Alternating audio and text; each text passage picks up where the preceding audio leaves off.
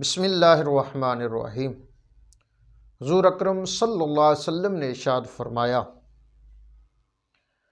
صحیح مسلم کی یہ حدیث ہے، حضرت ابو ہریرہ رضی اللہ تعالی عنہ روایت فرماتے ہیں،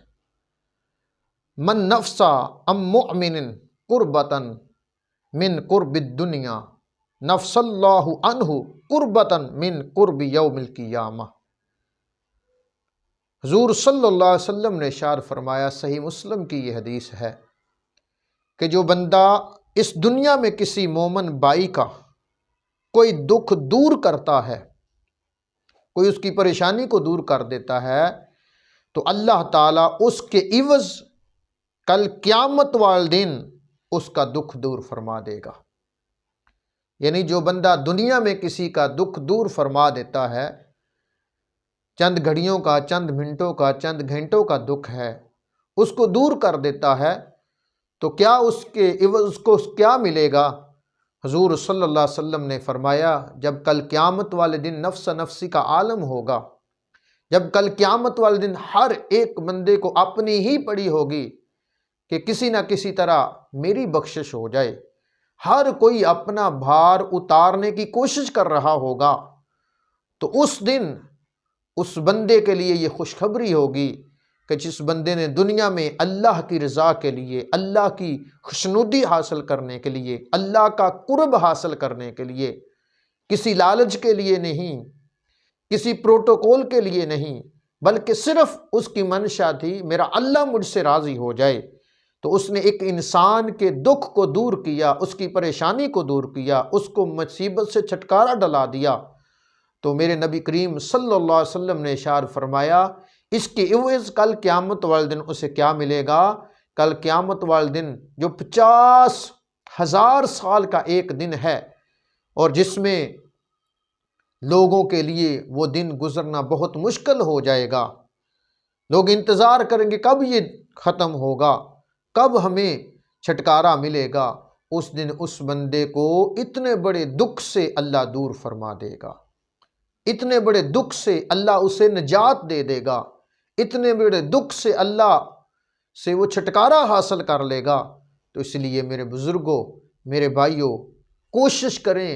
کہ دنیا میں کسی کے کام آئیں، کسی کے دکھ میں شریک ہوں۔ آپ دیکھتے ہیں کہ جب یہ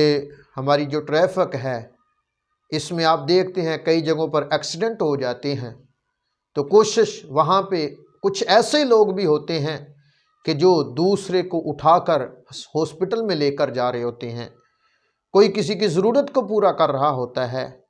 کوئی کسی کی ضرورت کو پورا کر رہا ہوتا ہے، تو یہ وہ صرف اللہ کی رضا کے لیے کر رہے ہوتے ہیں، تو کیا اللہ انہیں اس کا اجر نہیں دے گا؟ ضرور ان کو اس کا اجر ملے گا۔ اس لیے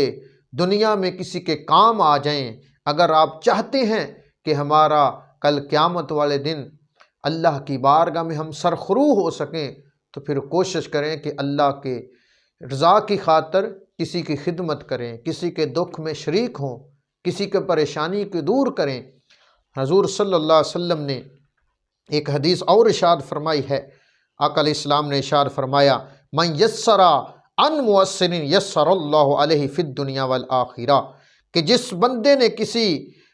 کسی بندے کی مشکل کو آسان کر دیا، حل کر دیا، تنگ دستہ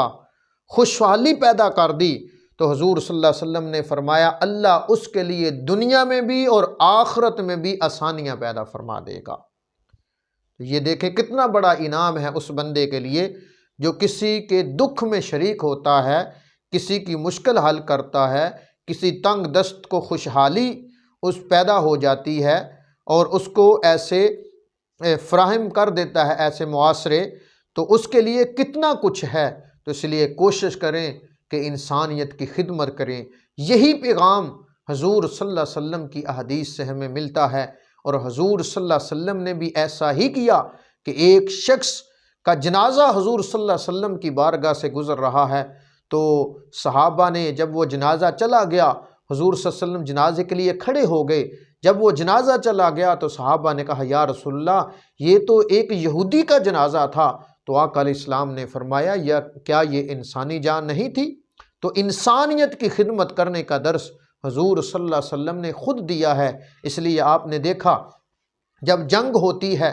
تو اسلام کیا پیغام دے رہا ہے؟ اسلام نے کیا پیغام دیا کہ آپ ان کی عورتوں کو بھی کچھ نہیں کہیں گے، ان کے جو بچے ہیں ان کو بھی نقصان نہیں پہنچائیں گے، ان کے جو بوڑھے ہیں جو لڑنے کے قابل نہیں ان کو بھی کچھ نہیں کہیں گے۔ یہ اسلام ہے، یہ جو امن اسلام کا درس دے رہا ہے، یہ امن والا درس، یہ امن والا پیغام آپ کو کسی مذہب نہیں ملے گا۔ اگر آپ کو یہ پیغام ملے گا تو اسلام میں، دین میں ہی ملے گا۔